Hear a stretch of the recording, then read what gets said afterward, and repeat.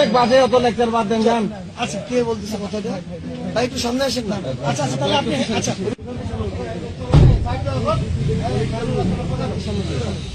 No no no, মানে কেন, reason কি? নো না ভাই প্লিজ, এইটা কেমন দেখাচ্ছে জানেন? আপনি আপনারা একজনকে রেস্কিউ, আরে অনেক বাজে অত লেকচার বাদ দেন যান। আচ্ছা কে বলতেছে কথাটা?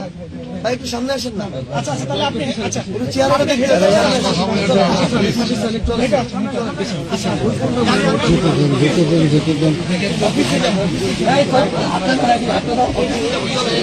প্রিয় দেশবাসী, আসসালামু আলাইকুম।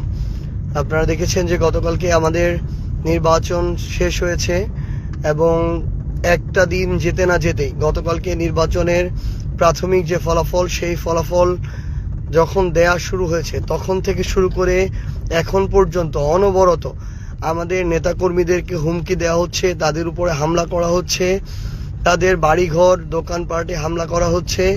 এমন অনেকে আছেন যারা তাদের ভয়ে এখন বাড়িতে থাকতে পারছেন না এবং আমাদের অনেক নেতাকর্মীরা এখন আমাদেরকে বারবার ফোন দিচ্ছেন যে রাতের অন্ধকারে যেন তাদেরকে কেউ শনাক্ত যখন করতে পারবে না তখন তারা তাদের জায়গা থেকে হামলাগুলো বেশি করে চালাচ্ছেন। একটু আগে আমার ইউনিয়নের আরেক প্রান্তে ২ নম্বর ওয়ার্ড গুঞ্জরমারি বাজার সংলগ্ন, সেখানে আমার ওয়ার্ড সেক্রেটারির বাড়ি, সেই জায়গায় ওয়ার্ড সেক্রেটারির বাড়ি ঘরে বিএনপির ছেলেপেলে গিয়ে সন্ত্রাসী কায়দায় মিছিল নিয়ে গিয়ে সেখানে হামলা চালিয়েছে, তাদের উপর আক্রমণ করেছে। আমরা এখানে আমাদের ক্ষমতার জন্য রাজনীতি করতে আসি নাই। আমাদের নেতাকর্মীদের গায়ে স্পর্শ করার আগে সেটা আমাদের শরীরের উপর দিয়ে যাইতে হবে। তাই এখন রাত প্রায় 11টা বাজতে চলেছে, আমি আমার ওই নেতাকর্মীর বাসার দিকে যাচ্ছি। আমরা দেখতে চাই যে বিএনপির নেতাকর্মীরা তারা কত বড় সন্ত্রাসী হইতে পারে, কত হামলা করতে পারে, রক্ত ঝরাইতে পারে, জীবন নিতে পারে। আমরা আমাদের জায়গা থেকে এটা দেখতে চাই।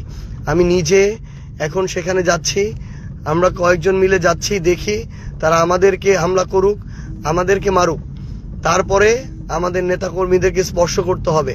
তারা মনে করেছে তাদের জায়গা থেকে যে তারা বিজয়ী হয়েছে, এখন তারা আরেকটা স্বৈরাচার কায়েম করবে, নব্য স্বৈরাচার হবে। কিন্তু আমরা আমাদের জায়গা থেকে স্পষ্ট করে একটা কথা বলতে চাই যে এই বাংলাদেশে এটা আমরা আর হইতে দিব না, এ হওয়ার সুযোগ দেয়া হবে না। প্রয়োজন হলে আমরা কালকে থেকে আবার রাজপথে নামবো। প্রয়োজন হলে আমাদের যে লড়াইটা ছিল অভ্যুত্থানের পরে, এই 1.5 বছরের লড়াই, যে বাংলাদেশে একটা গণতান্ত্রিক রাজনৈতিক পরিবেশ তৈরি করার লড়াই, এই লড়াইটা আমাদেরকে কালকে থেকে শুরু করতে হবে। আমরা আমাদের সকল নেতাকর্মীদেরকে আমি আমার জায়গা থেকে স্পষ্ট করে বলতে চাই, 11 দলীয় জোটেরও আপনারা যারা রয়েছেন আপনাদেরকে স্পষ্ট করে বলতে চাই, আমরা আমাদের জায়গা থেকে শুধু আমাদের দলীয় রাজনীতিটা করি, আমরা মানুষের রাজনীতি করি। এটা যদি কারো সহ্য না হয়, কেউ যদি শুধুমাত্র আমরা একটা দল করি দেখে, একটা জোটে অংশগ্রহণ করেছি, ভোটে অংশগ্রহণ করেছি দেখে কেউ যদি মনে করে যে আমাদেরকে মারা, রক্তাক্ত করা, হামলা করা বৈধ হয়ে গিয়েছে, তাহলে তাদের বিরুদ্ধে আমাদের নামতে হবে। এরা আবার আরেকটা নব্য স্বৈরাচার কায়েম করতে চায়। আমি আমার জায়গা থেকে স্পষ্ট করে আপনাদেরকে বলি, বিন্দু মাত্র ভয় পেলে চলবে না। তারা তাদের জায়গা থেকে অন্যায় করছে, অপরাধ করছে, জুলুম করছে, ভয়টা তারা পাবে, কিন্তু আমাদের ভয় পেলে চলবে না। আমরা যেন মাথা উঁচু করে সম্মানের সাথে যে রাজনীতি করে আসছি, আমরা আমাদের জায়গা থেকে সেই রাজনীতিটা করে যাব। আমি আমার জায়গা থেকে এইটুকু আপনাদেরকে কথা দিচ্ছি যে আমার পঞ্চগড় 1 আসনের যে কোনো জায়গায় যে কোনো নেতাকর্মীকে যদি আঘাত করা হয় আমাকে জানাবেন, আমি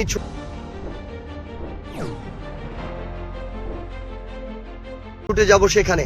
আমরা ওই রাজনীতি করতে আসি নাই যে ঘরে বসে থেকে রাজনীতি করব।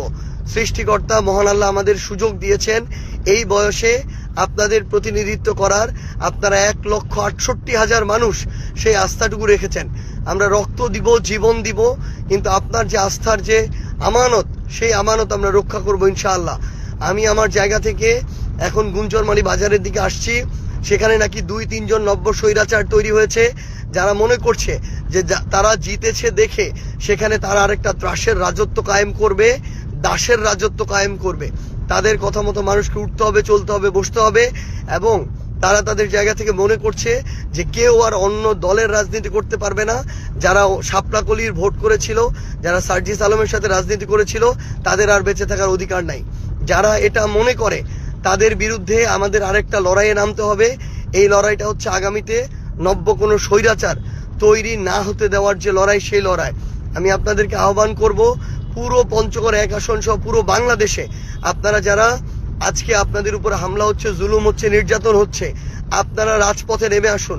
মনে রাখবেন, আমরা যদি একবার ছাড় দেই, তারা মাথায় উঠে যাবে, তারা গলা চেপে ধরবে, তারা আপনার ঘর পর্যন্ত চলে আসবে, পরিবারের মানুষ পর্যন্ত চলে আসবে। তারা আপনার জান নিতেও বিন্দুমাত্র দ্বিধা করবে না। তারা বিগত 1.5 বছরে নিজেদের ভাইদের, রাজনৈতিক দলের সহকর্মীদের পর্যন্ত 150 থেকে 200 জনের জান নিয়েছে। আমার আপনার জান তাদের কাছে বিন্দুমাত্র মূল্য থাকে না। সেই জায়গায় আপনারা প্রতিবাদ জানান, ঘরে বসে থাকবেন না, বিন্দুমাত্র আপনাদের জায়গা থেকে ভয় পাবেন না। মনে রাখবেন, অপরাধ তারা করছে, তারা জুলুমকারী, তারা ভয় পাবে। আমরা তো কোনো অপরাধ করি না, আমরা আমাদের রাজনৈতিক দল করি, আমরা আমাদের জায়গা থেকে আমরা আমাদের নির্বাচনটা করেছি। তারা ভোটে ইঞ্জিনিয়ারিং করেছে, ভোট চুরি করেছে প্রশাসনের সহযোগিতায়। এই ভয় তো তাদের থাকবে, তাদের কলিজাটা ছোট থাকবে। আমরা মানুষের ভালোবাসায় বিনা টাকায় এই নির্বাচন করে এত ভোট অর্জন করেছি। তারা তো কোটি কোটি টাকা করে লুটপাট করেছে এতদিন ধরে, সেই টাকা খরচ করেছে। এখন আবার তারা যদি, আমরা যদি ছেড়ে দেই, তারা একটা লুটপাটের ভয়ের রাজত্ব কায়েম করবে, যেটা আমরা করতে দিব না। আমরা একসাথে মিলে সবাইকে নামতে হবে। যদি না নামেন, কয়েকদিন পরে আবার কথা বলতে পারবেন না, মুখ ফুটে আপনার যে স্বাধীনতা, ওই স্বাধীনতাটুকু আপনারা আর ব্যবহার করতে পারবেন না। কয়েকদিন পরে দেখবেন আবার আগের মতো আরেকটা ত্রাসের রাজত্ব কায়েম হয়েছে। এই জন্য প্রথম দিন থেকেই প্রত্যেকটা অন্যায়ের বিরুদ্ধে আমাদের একসাথে দাঁড়াইতে হবে। মনে রাখবেন, আমাদের এই রাজনীতিতে, এই পঞ্চগড় নয়, পুরো বাংলাদেশে আমাদের নেতাকর্মীদেরকে আমরা ছেড়ে যাব না ইনশাআল্লাহ। আমাদের রক্তের উপর দিয়ে, জীবনের উপর দিয়ে তাদেরকে স্পর্শ করতে হবে। আমি আমার জায়গা থেকে এখন গুঞ্জরমারিতে আসছি।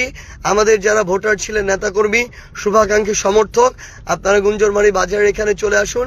ইনশাআল্লাহ আমরা একসাথে মিলে সকল ধরনের নব্য স্বৈরাচার যারা আছেন, যারা নতুন করে মানুষের উপরে জুলুম করতে চায়, তাদেরকে আমরা রাজনৈতিকভাবে মোকাবেলা করবো ইনশাআল্লাহ। আর প্রশাসনকে স্পষ্ট করে একটা কথা বলি, প্রশাসন যদি ক্ষমতার দালালি করার জন্য প্রশাসন হন, যদি বসে বসে নাটক দেখার জন্য প্রশাসন হন, যদি তোষামত করে বড় পদ পদবি পাওয়ার জন্য, ওই লবিং করার জন্য আপনারা সকল অন্যায় মুখ বুজে সহ্য করেন, তাহলে আপনাদের মতো মেরুদণ্ডহীন, ব্যক্তিত্বহীন মানুষদের এই প্রশাসন ছেড়ে দেওয়া উচিত।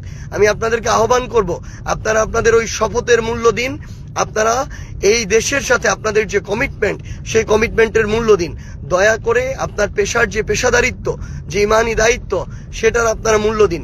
আপনারা পুরো দেশে যে জুলুমগুলো হচ্ছে, সেই জুলুম বন্ধে আপনাদের যে অ্যাকশন, সেই অ্যাকশনগুলো নিন।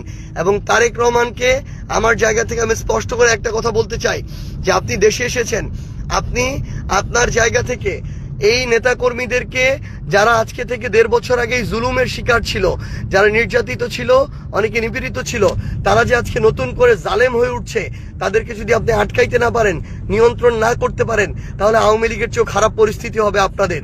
এই জন্য আহ্বান করব যে কঠোর নির্দেশনা দেন। পুরা স্থানীয় পর্যায়ে আপনাদের নেতারা যে ভয়ের রাজ্য কায়েম করছে, আপনাদের নেতাকর্মীরা যে একটা বুনো উল্লাস করছে, মানুষের বাড়িতে হামলা করে, মানুষের উপরে হামলা করে, রক্ত জড়িয়ে, এই বুনো উল্লাস আপনার থামাইতে হবে। আজকে আমার যুবশক্তির একজন কমিটির সদস্যকে তারা 15-20 জন মিলে পিটিয়ে মেরেছে।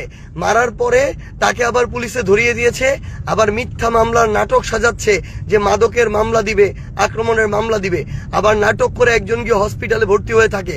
এই ধরনের নাটক করে যদি আপনারা মনে করেন যে বাংলাদেশে আরেকটা ভয়ের রাজ্য কায়েম করবেন, আমি শুধু আপনাদেরকে সতর্ক করে দিচ্ছি, এখানে অভ্যুত্থানের প্রজন্ম, অভ্যুত্থানে অংশ নেওয়া সবাই এখনো বেঁচে আছে। এই মানুষগুলো 16 বছর এর আগে সহ্য করেছিল, এবার কিন্তু 6 মাসও সহ্য করবে না। আমি আপনাদেরকে সতর্ক করে দিচ্ছি, এর আগে শেখ হাসিনা ভারতে পালিয়ে গিয়েছে, এমন অনেকে আছে যারা অপরাধ করে পার পেয়ে গিয়েছে, কিন্তু আমাদের ওই অভিজ্ঞতাগুলো আগে ছিল না বলে এটা হয়েছে। এখন সেই অভিজ্ঞতা আছে, কেউ পার পাবে না, কেউ পালানোর সুযোগ পাবে না। একদম স্পষ্ট করে বলে দিচ্ছি, আপনারা সবাইকে সতর্ক করে দেন। আমরা জান থাকতে, জীবন থাকতে আমাদের একজন নিরপরাধ নেতাকর্মীকে শুধু দল করার অপরাধে, শুধু একটা মার্কায় ভোট দেওয়ার অপরাধে আমরা হয়রানির শিকার হইতে দিব না, আমরা জুলুমের শিকার হইতে দিব না, আমরা রক্ত ঝরতে দিব না। এটা আমাদের ওয়াদা, এটা আমাদের কমিটমেন্ট। আমাদের নেতাকর্মীরা বাঁচলে আমরা আবার রাজপথে দেখা হবে। আপনারা সবাই প্রস্তুত থাকুন, নির্দেশনার অপেক্ষায় থাকুন। আমি এখন গুঞ্জরমারিতে আসছি। পরবর্তী যে স্পটে হবে, দিন নাই রাত নাই, 24 ঘন্টা আপনারা শুধু জানাবেন, আপনাদের সাথে দেখা হবে ইনশাআল্লাহ। আপনাদেরকে ছেড়ে যাব না। আপনারা যেহেতু ভোট দিয়ে ওই আমানত আমাদেরকে দিয়েছেন, আমরা জীবন দিয়ে সেই আমানত রক্ষা করব ইনশাআল্লাহ।